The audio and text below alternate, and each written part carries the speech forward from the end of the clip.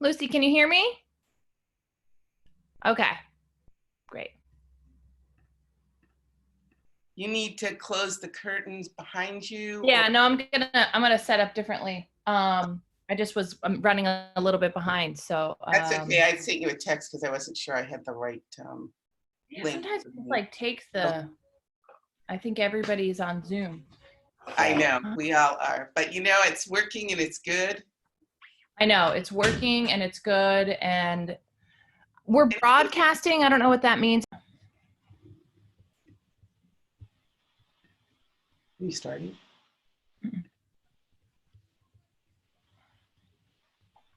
All right.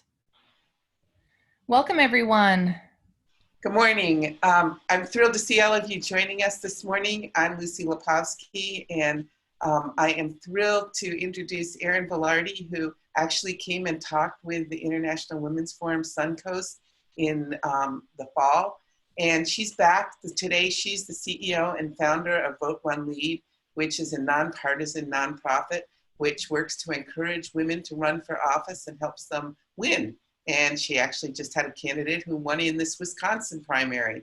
So she's very excited. So she's going to talk to us this morning until 9:45 about the situation for women candidates and also talk to us a bit about the potential women candidates for the vice presidency since Joe Biden has announced that he's planning on picking a woman to run for office. So with that, I'm going to turn it over to Erin.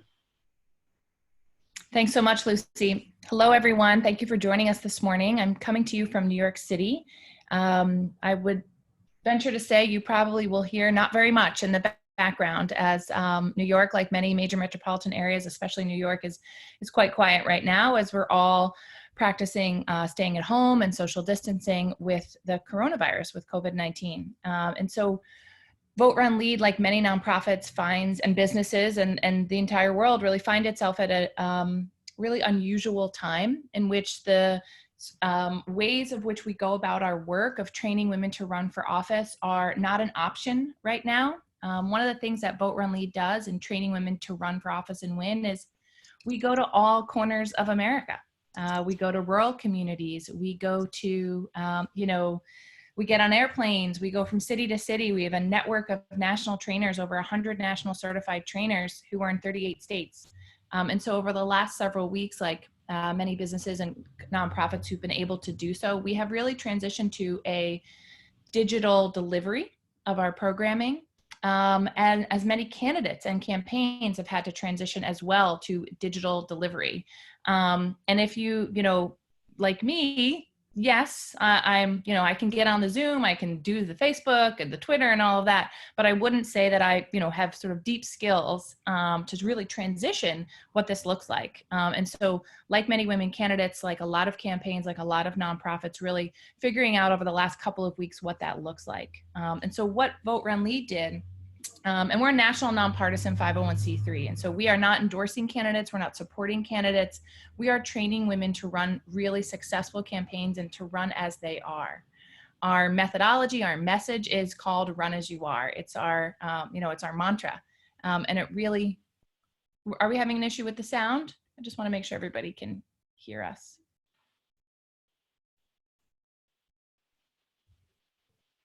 Okay, I'm going to keep going. And feel free to, put that in the chat. I can see the chat as we are talking.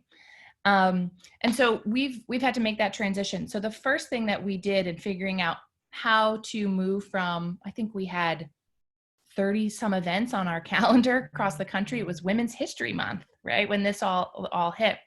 And so we, like many organizations, we got a brain trust together of our trainer network, people who do digital delivery. And, we really wanted to figure out what was the best message we could give our current candidates, because we want to make sure that women were staying competitive, that female candidates were staying competitive right now.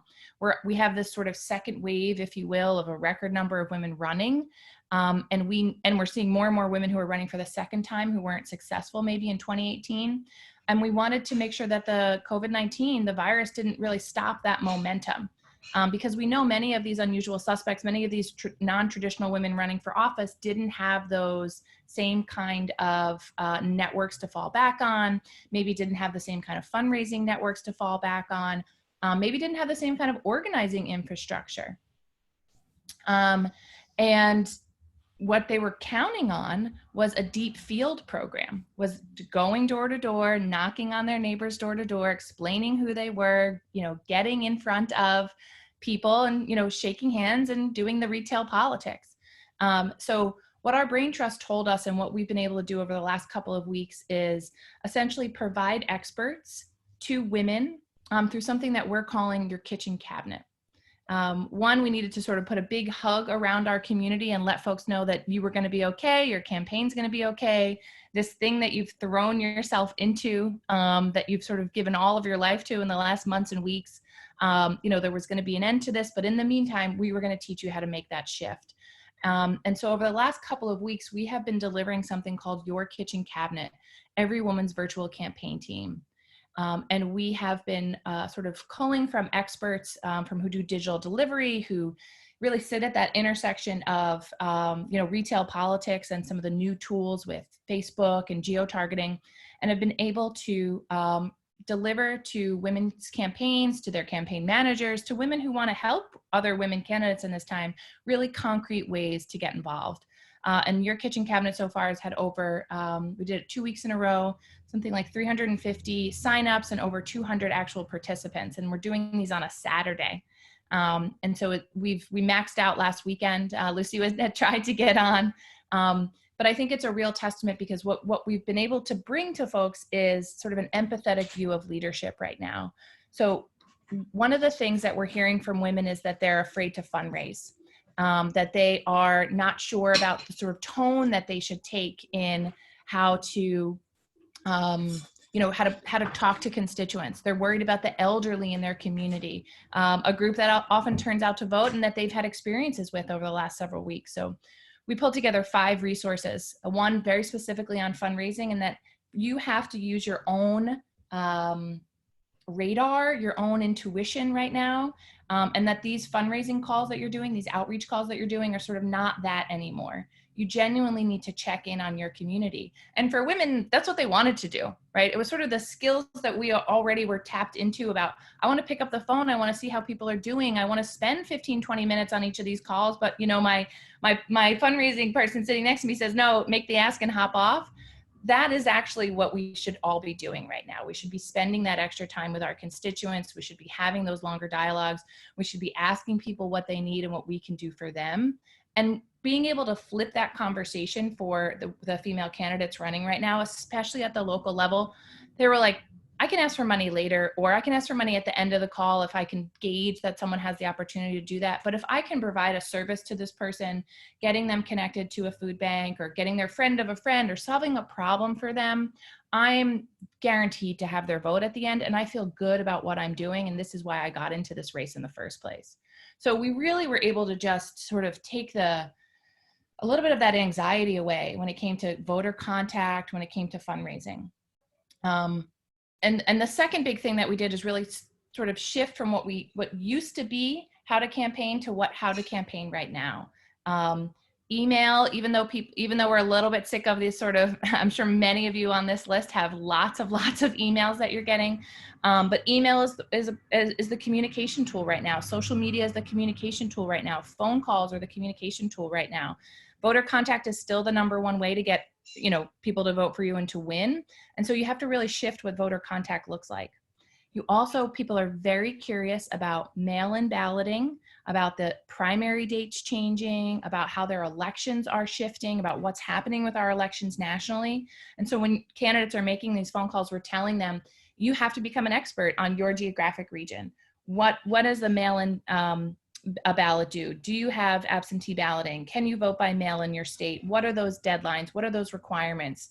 And so we really dug into that on Saturday. And just trying to answer with experts. And as you know, women across the country are making themselves available via Zoom, as Lucy and you all have done, to really just be there for women and to answer these questions.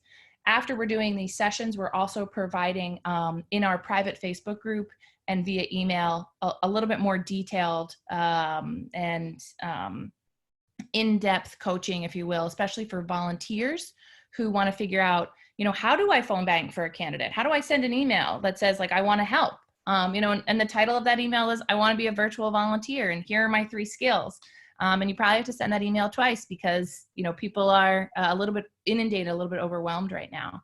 And so we've been able to help women really shift in the last couple of weeks about what it feels like to fundraise, what it feels like to do voter contact, and how to rethink when we do come out of this pandemic, because it will end, we will reopen, but things will be different, and how to be prepared for that transition out, and how to be prepared for an electorate in 2020 that has a lot of questions about voter integrity. So I want to stop there just a little bit about the strategy and, pause. Lucy, I don't know if you want me to dig into anything before we take some questions. Do you want to tell people how to send you questions? Do you want them to send you questions on chat, and you'll kind of follow them as we're going through? So there are, let me see here. There's an option across the bottom of your screen to what's called raise your hand. It looks like a little hand about this shape, and you can click that, and I and Lucy will see it, and that will allow you to talk. The other option is to just type it in the chat, and we will answer those questions as well.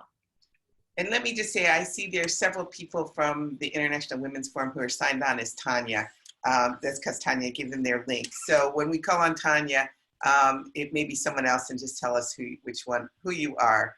Sure. So thanks. Well, I had one question before you move on. So you said it's not particularly good to go asking for money now. Yet, what about the money people need to advertise and to do other things? How do you balance that? It's exactly that, so some of the things we've been talking about are, in your donor pool, in your list of people, there are going to be folks with means who you've cultivated, who if they have not maxed out to you, or there isn't a max in your community, you might want to go back and say, listen, at this point, my low dollar donor campaign is not happening. If you could do another $400 or another $500, that would be really meaningful right now. And let me tell you how I'm going to spend it on my digital delivery, on my digital transition. So it means for some folks going back and tapping a reservoir to say, these are unusual circumstances, and I'm not comfortable asking for $5 and $10 donations. And so, I'm asking you, and being really clear with some of your larger dollar donors about what that's about. Or do you have someone in your network that you could connect me to? Because right now I have a lot of volunteers who are coming my way. People want to see evidence of that. I've got a lot of folks saying they want to volunteer with me. I've been churning out these emails about the research that's happening, but I need a new team member who has the ability to do Facebook ads. And I want to make sure I've hired a young woman. I want to make sure that I can give them, give them some pay. So really just making the case and being very transparent about what those resources are going to right now. So someone just said, you see the question about are female candidates advantaged relative to male candidates, or disadvantaged under current circumstances? So our opinion, and we've gotten this, is that this is an advantage right now. This is an opportunity for empathetic leadership. This is an opportunity to sort of reimagine how we do our democracy, and thinking about some of the voting concerns. This is an opportunity to say to folks that, local and municipal and state level office really matters. And you want somebody in there who has the sort of heart of the community. We're talking about caring for one another. When you're talking about a health crisis, you're talking about the sort of business, the politics of care.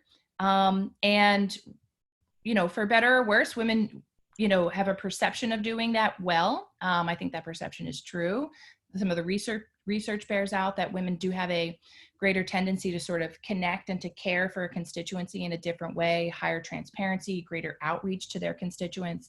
So yes, I think there are a lot of advantages for female candidates right now to say who they are and to talk about why they got into public service for these kind of reasons.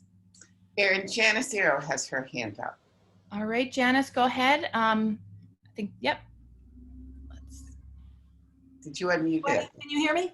Yes. Yes. Okay, good morning. Great presentation. 2 quick questions. You said there was a record number of women running, some for the second time. Are there more Democratic women than Republicans, or have Republican women sort of gotten into the game for whatever their motivation?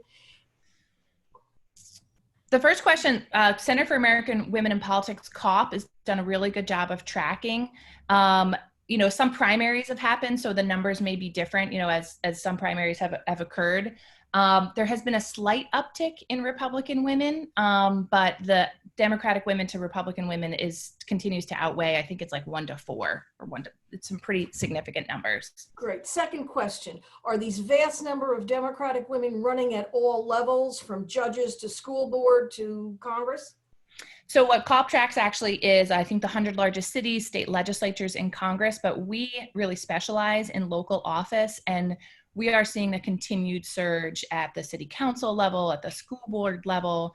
I think there are 519,000 seats right now. I think there's something like 200,000 and change up in 2020. So there's a lot of elections. And while it's still not enough women, which is why we only saw, X percentage points, a handful of percentage points in 2018. We are still seeing that kind of itch that women are saying, are saying, hey, I can do this. And it's starting to have that snowball effect as they see more and more women running and more women getting elected. Thank you so much. Great. So there's a question about how you should get to those voters who aren't good with digital. Yes. Okay. And so this is a Tanya one, but I've just permitted you to talk. That could be a different Tanya. Yeah. Go ahead. If someone who raised their hand, I've opened your mic. Hi, it's Mary Ruiz. Hi, Mary. And congratulations on the win in Wisconsin. I wondered if you could talk about lessons learned from what looks to be a little bit of an upset, and whether that's applicable to other elections in other states. Absolutely. So I actually think you will probably see folks like the ACLU consider a recall in Wisconsin. And to have some sort of, to go on the record to say that that is essentially voter suppression, to choose the integrity of an election date over the health of a general public. And now the numbers haven't been fully vetted, so that the exact numbers of what the what voter turnout was versus what it was for a local election, say 2 years ago and 2 years before that, we're going to have to really rely on the data. If it turns out that maybe there was, local elections in the middle of April, this is a general election for Wisconsin. Mayors were elected. Yes, it was a primary. A statewide judge was elected. So that's one thing that I think we need to just keep an eye on, is will there be a recall? What kind of activism separate from party politics is going to get done to say that this should never happen again? The other thing that I think folks have really tuned into around that is the power of state legislatures, especially the power of state legislatures as they what you saw in Wisconsin was the legislature opened and closed, right? The governor did all that he could, and to say to folks, hey, I'm calling the legislature to session. The Speaker of the House opened the legislature and seconds later closed it. Never even, took up any kind of business. So for folks that are digging into what happened in Wisconsin, that it's pretty appalling.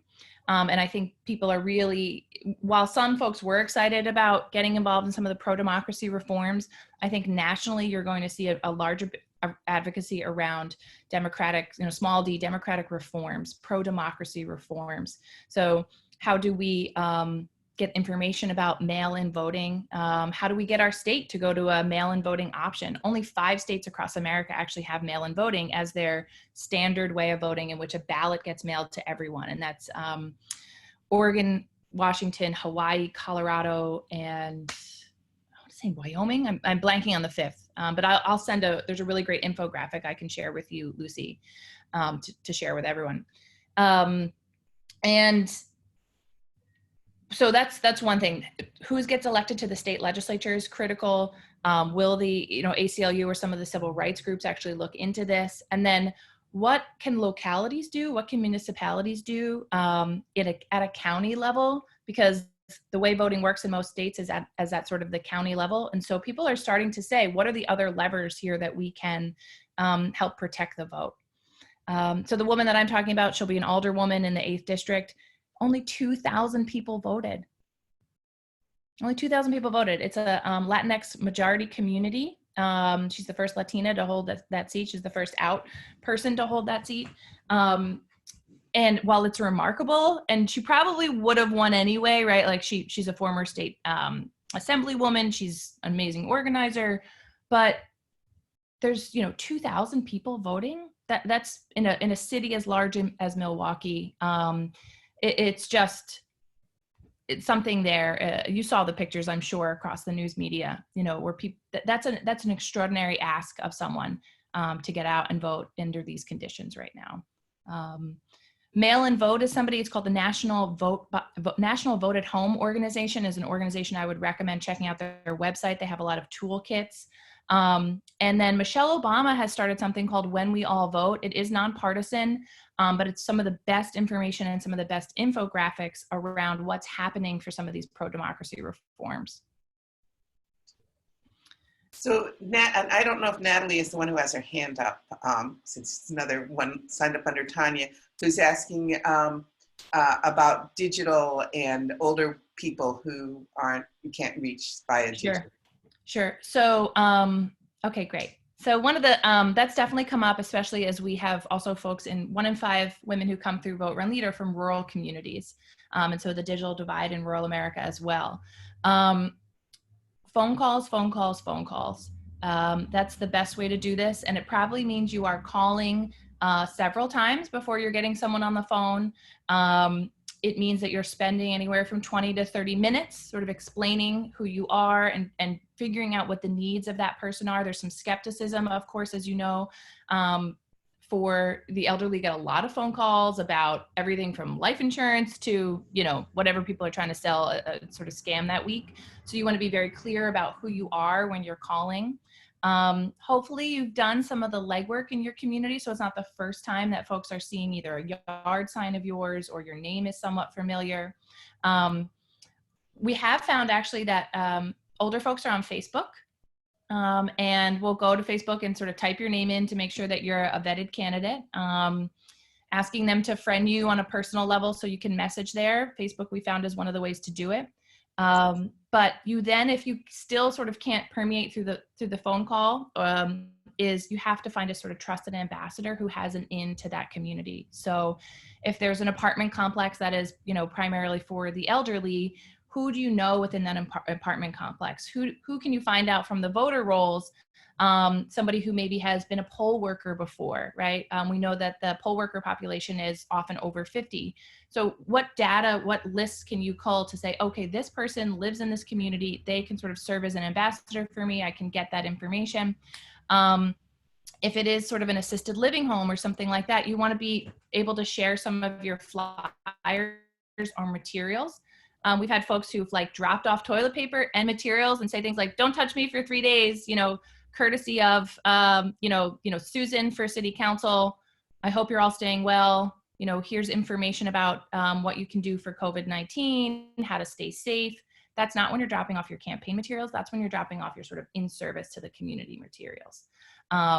So just being thoughtful and sort of human beings during this time. And then then you can sort of say to folks, especially if you have people in your community, your mom is in an assisted living facility, or you're, in your peer group, where are folks' grandparents within that community? So just finding ways that you can sort of permeate and provide resources.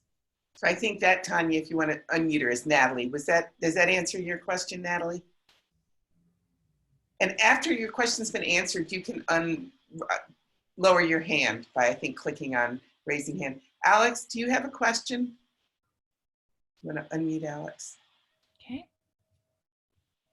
Hi, this is Alex Sink. I'm in Florida. I'm just curious to know, in terms of where you're working now, do you have state specifics or specific targets, or tell us a little bit more about the strategy of the organization in terms of where and how you're focused.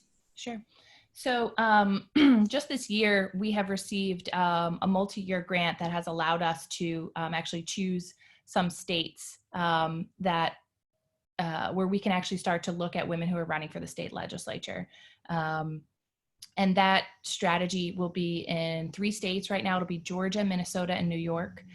We were set to launch actually at South by Southwest on March 15th, but that was, as like many of us, shifted our plans. And so we'll roll out this summer. But those are the 3 states that will start. Each of those 3 states has about 30% women in their legislatures. We're trying to see in 1 or 2 election cycles in a nonpartisan way how we can increase the number of women in those legislative bodies. That looks like rural communities. It looks like the state Senate. And so that includes recruiting women to potentially run for those seats and training them. And it also includes sort of the ecosystem and environment around them. Is there sort of an LTE campaign? Is there an activism campaign? Are there radio ads about women's leadership? What are the ways that we can sort of permeate the culture in a more localized and geospecific way about electing more women that is not candidate specific? So those are a couple of things that we are going to be trying. We've just hired a chief program officer at the end of last year to design this program. She herself is a political scientist. And one of the things we want to know at the end of this is, how can we kind of leapfrog? What is the playbook to move to other states and say, here's how you significantly increase the number of women in your legislature? And we chose the legislature because looking at post-2016 as women ran, in Virginia, post-2018 as we had seen in the first legislative session, about 4 or 5 states that had over 40% women in their legislature. Bipartisan bills got passed, budgets got passed, the efficiency of government went up, common sense gun reform, climate change, things that were gridlocked at the federal level actually got passed in those states where you saw numbers of women go between 40%, and then Nevada, where it's the only state where we have a majority. Also, protections for women in those states went up fairly high as well, including reproductive justice. And I think in Nevada, they did a Trust Women Act, just called it. And so that's sort of the forward-looking strategy. Vote Really just celebrated our 5-year anniversary. We were a program of another organization for some time that Lucy was a part of. And there, our first sort of strategy was a traditional training model where we were training tens of thousands of women, both digitally and in person around the country. But we, if I had Jeff Bezos as my grandfather, I might be able to put a training operation, right, in every, he's probably more like my dad. Let me correct myself there. Let me not be rude. I could put a trainer in all 3,007 counties, right? And I know what that infrastructure would look like, but that isn't possible for us right now to sort of build that kind of training infrastructure. And so we're looking for that leapfrog, and we think the state legislatures going forward is the way to do it. Janice, do you have another question? Your hand is still up. No, okay. So let me ask you a question. I just read this wonderful article about the countries that have female heads and how they have been have handled the crisis, the coronavirus crisis, much better. I'm sure you're always asked the question about women's leadership and how that differs from male leadership. So one of the things I thought was really fascinating in that article was the headers that they put. One was truth, the first header, and that the women leaders don't have the luxury of not operating with the facts. We don't get the luxury of sort of saying, hey, we're good at this, we're smart at this, trust me at this. We just don't, right? We're sort of still new to the scene in the historical context of leadership and what leadership looks like. And so women have to operate within the facts, and we have to back up what we're doing with data. This afternoon, I'm thrilled to talk to Governor Gretchen Whitmer of Michigan, who is doing those same things, really operating within the facts and the data that is being delivered to her. The other thing I found in that article globally is that decisiveness, that they were, again, sort of acting very decisively. Something I think we see Governor Cuomo getting credit for, though here in New York, I will tell you, it was not as decisive as it looks nationally. I actually think Governor Whitmer and the governor in Ohio, whose name is escaping me, DeWine, actually acted more decisively. And so if you did a comparison between those two governors, the Ohio governor got some flack for trying to change the election. I think really sort of bucked his party, but was trying to do the right thing. But the vitriol that you're seeing Governor Gretchen Whitmer get it has completely to do with sexism. Has this, sort of, how dare she tell me to stay home, right? They just sort of can't receive the same messages. They can't receive the decisiveness in the same respectful way as they can receive it from a male governor. and I don't have data on that, but I have, 15 years of doing this work to know exactly what that looks like when I see it. And, you saw it actually being allowed from the top in that President Trump said, that woman from Michigan, tell her, I'm not picking up her phone calls, right? That's got nothing to do with her being, that's got everything to do with her being a woman. So I want to be clear, about sort of what's happening, I think, to some of our executive leaders, and Gretchen Whitmer being one. The other thing in that article was that the sort of care that we talked about a little earlier on this call, the care that some of these women have taken non-traditional ways to talk to children via national television. I thought that was really beautiful. And it sort of harkens back to my earlier point. There is an opportunity here to sort of reimagine how we do this differently. Yes, you see Governor Whitmer in her zip up, having more of the industrial clothing on as she's sort of going out into the front lines. But you also see her doing things like she's doing this afternoon with Vote Run Lead, with a very small audience. This is we're not a national news channel, to say to other women candidates, like, you can do this, even as things are coming at me with gender bias, I'm still here for the people of Michigan, and I'm still here for, women candidates and campaigners who want to run. And so there's just, it's there, it exists. It wasn't going to go away in a pandemic, some of the sexism. But I think what you're seeing is hopefully it'll be very clear what's happened between her and some of the other governors. And I think you're seeing some really clear ways of doing government differently. I mean, the Prime Minister from New Zealand, could we just clone her? I mean, she's so empathetic. She is so decisive. And that somehow we can't have that combination, that we can only have this combination of sort of genius or smarts with this gruff, right? And I actually think that we can have this combination of sort of kindness and genius in our leadership. And that's what I think some of the global leaders, some of the young women leaders globally are doing. I think Janice may have another question. Sure. Okay, unmute Janice. Oh, yeah. Can you hear me? Yes. Okay. The governor of Michigan that you mentioned, do you think part of her not getting perhaps some of the accolades, if you will, or acceptance, if you will, of the large community, media, et cetera, has to do with her style of leadership? And because I think it has a great deal to do with her generation and the way she puts out, you say, well, she dealt in facts and she was decisive. She was, but she was also, to certain segments, off-putting, not to me, but to others. I'm trying to be disinterested in this. And compare and contrast her with Dr. Briggs, who's of an older, she's 64, I think, who tends to play with the boys in a way that keeps her seat at the table, but keeps her eye on what her agenda is to influence. Not saying that's right or wrong, just contrasting the two different styles. That's such an interesting question. I found Dr. Briggs, in one of the earlier press conferences, I'm like, why is this woman smiling and nodding in the background? This is so serious. And I did sort of think generationally, she knows what she's doing. And she's the only woman up there, trust this woman's instincts, just let her do her thing. I think the better comparison is actually to Governor Cuomo, who gets to speak to us in a very paternalistic way on these press conferences and gets lauded as taking care, and can be very stern. And, I said, you can't play basketball. There's no social distancing in good basketball, and he's kind of yelling at you. Right. But it's, here's the thing, it's recognizable. And so we know how to recognize that, sort of what's underneath that. It's not really recognizable because we don't get to see that many women in executive leadership. We don't know how to process it. We don't know how she's coming at us.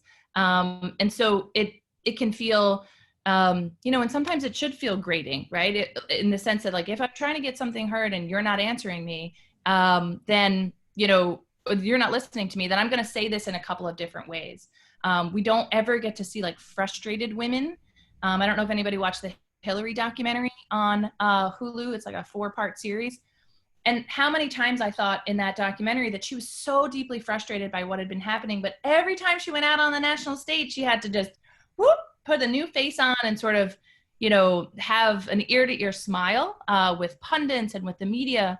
And I think right now, in a time of, you know, where timeliness is everything, where people are dying, I don't know that she's going to suffer any fools. And if the consequences are that she doesn't win her next election, then that's the consequences. I think in some ways she has acted with grace in the sense that Meghan McCain, I don't know if you saw this tweet, there was some flurry that like car seats weren't allowed to be purchased right now, that they weren't an essential item. And she, you know, blew it up on Twitter. And the governor responded on Twitter and just said, you know, that is a mistake. That's untrue. Please find the, you know, facts here. Car seats are for sale in Michigan and they are essential.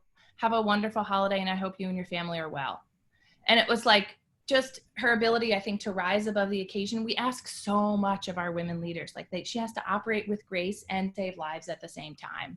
And so I do think they, you know, things that we don't like about how people are coming off are going to get exacerbated when there's that ting of sexism and unfamiliarity.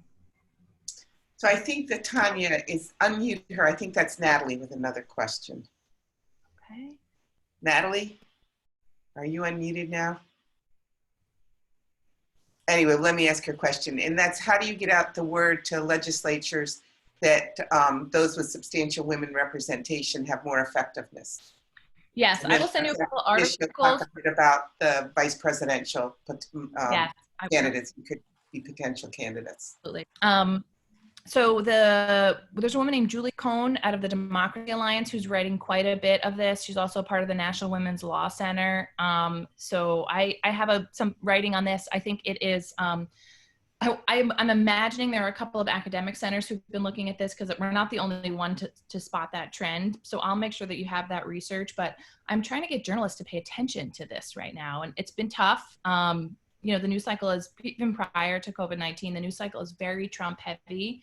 It's this very sensational heavy. So we're really thinking about the news and media strategy around how we launch this as well to get the larger conversation some more buzz. There's a beautiful article in the New York Times as well about Nevada and what they were able to do. So I'll make sure that, Lucy, that everybody has those resources. Great. And one of the women who, you know, and it's such a segue into the vice presidential stuff, one of the women who is being talked about is Stacey Abrams, who did run for governor, but who really made her name as the minority leader in the Georgia State Assembly for many years. Really, Gretchen Whitmer as well was both a state legislator and then a state senator for several years before her run for governor. And so both of those women are on a short list, I would say, of about 10 or 11 women who are, the Washington Post just had a really nice lineup of who they are. They're everybody from, like, you know, Val Demings, who's sort of a little bit unknown, to, you know, Amy Klobuchar and the women senators that ran for the presidency. There's two schools of thought here around the sort of women vice presidential candidates. And one school of thought is that sort of Biden as the moderate candidate is in need of turnout, is in need of voter turnout. And that how you turn out the vote is that you get people excited. Not a lot of people are maybe excited about Biden. Therefore, you have to have this progressive woman who has the progressive chops, possibly a woman of color or an Elizabeth Warren. And that is what is going to turn out voters in the 2020 election cycle. There's a political scientist named Rachel Bitecofer who, to a T, got 2018 right, and she did it 6 months before everyone else and never changed her model. So she's sort of having her star rise. And one of the things she talks about is negative partisanship, that at the federal level, sort of hatred, if you will, for the other side is the driving factor right now. And so she really predicted that Biden would be the one to ascend in the primaries because people wanted an anecdote to Trump in the Democratic primary. And so if you want to continue that swell of voter turnout, you pick a progressive woman like a Stacey Abrams, like an Elizabeth Warren. The other camp it's more sort of, can you peel off Republican women? Can you get independents who sort of lean left but still don't claim a party? And even some center right folks that are not happy with what's happening, by having someone like an Amy Klobuchar as your VP, who maybe comes from a swing state per se, and then can sort of, like Joe Biden, walk in that middle, more center left, center right space. And so that's really the thinking that's happening right now, and some of the testing that's going on, polling that's going on. A couple of weeks ago, a group called Win to Win, I'll send you the link. It's some of the Women Donors Network women, Lucy, actually did a poll. It still had Julian Castro, it still had some of the other folks in there before Biden had said that he was going to only pick a woman. And actually Stacey Abrams came out on top as the person to sort of most excite the base. You're seeing groups like Delta Sigma Theta Sorority really push for like a Val Demings, right, who has a little bit more of the chops. She's from Florida. She's the 10th Congressional District in Florida. So he maybe has a little bit more experience, also from a swing state, also a woman of color. So some of these names you'll start to see are pretty interesting, but I think that's the two frames that people are really thinking about. Moderate voters potentially going to Biden, or really turning out progressive voters with a more progressive VP pick. Interesting. Thank you very much. Natalie has suggested that actually we may be able to connect you with a journalist that can help, so we will. I would love that, Natalie. Thank you. In the post survey of the women, I think they put Kamala Harris at the top of their list. The Washington Post did. Yeah. Which would speak to the progressive, not a swing state, because California is pretty locked in for Democrats at the Electoral College level. And she does have higher name recognition than Stacey Abrams, and then a Val Demings for sure. I don't know, just my personal gut. This is not vetted. I think they have a personal relationship. I think there could be a real vibe between the two of them, but I don't, for some reason, I sort of can't see it right now, but that's just me. I would love if it was her. I think she's remarkable. I think she does, she had 20,000 people turn out in Oakland. Those were sort of Bernie Sanders numbers, right? When she first started out. I think she would eat Mike Pence for lunch on a debate stage. I think we saw that when she is part of the judicial committees that she serves on, her prosecutorial background. But I don't know. I don't know what other people think. We have a few minutes. I'd love to hear what other folks think as well. Anyone want to chime in? Just raise your hand. And maybe it's because it's just California, and that seems like you already have California. Here, whoever just raised their hand, why don't you just unmute them? It's one of our Tanyas. Okay. I think it's not at the bottom. It's Janice. Hi. Can you hear me? Yes. Okay, great. I've been looking at the whole notion of the VP candidate for Biden and thinking about it's got to be somebody who would be a credible president, just given his age, given the uncertainty around him over the next 4 years. I mean, he'll be 83, actually 84 when he finishes. And so if he doesn't select a VP candidate who is credible as president, I think he's going to have a tough run, because he's already had a very iffy candidacy. Yeah. I think Janice has another. My first choice was Kamala Harris. Both because she has run a large enough department in her previous job that's almost as big as any state. So she has the governing experience. I think one of the issues that's not being talked about, I know she comes off with this kind of reserve and standoffishness, which doesn't make her connect in the way that some of the other women candidates that you mentioned. I would offer it's because she's trained as and she is a good attorney. Yes, we are trained so that you don't show what you feel, and you only deal with the facts, and you do it in a very dispassionate, disinterested way, and that works against her as a candidate, as it did Hillary Clinton. But if she can somehow connect Really a little thoughtful. better, I think Yeah. she's one of the ideal candidates. Just my opinion. I reserve it maybe that. Oh, go ahead, Lucy. Well, some people have felt that it has to be someone like Amy or Gretchen or someone from one of the swing states for the electoral college. Yeah. I mean, they've got to be doing this math, right? Like, if they're not, like, you know, stop asking me for $7 an email. You know, like, I need you to really figure this out. Because I do think, you know, when Cuomo sort of has his rise a couple of weeks ago, and I don't want to diminish what Andrew Cuomo has done by any means. You know, people were like, why did Biden come out? This could have been a Biden Cuomo ticket. There was a lot of chatter here in New York City around that. And so I do think I think he will remain in his commitment to fill the slot with a woman. I don't think that's going to change. But there's a lot of scenario building because there's a large list. I mean, I think that's something for us that's one of the silver linings here. It's not 2 women, it's not 3 women, it's 11 or 19 if you want to go even, you know, one layer deeper. There are highly, highly qualified women who would make both a fantastic vice president and a remarkable president. That I think, you know, he has quite, you know, a pool of talent that I think we should all be proud of. The amazing thing about the list is the diversity.